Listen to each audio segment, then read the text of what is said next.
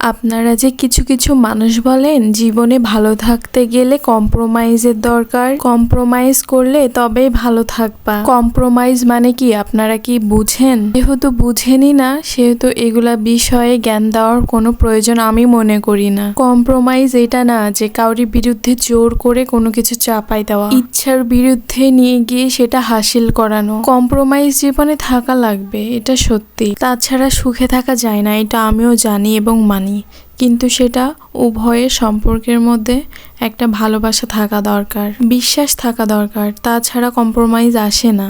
আর এটা বলে কয়েও আনা যায় না, এটা অটোমেটিকলি চলে আসে। এটা কাউকে বলে বা বাধ্য করে করাতে হয় না।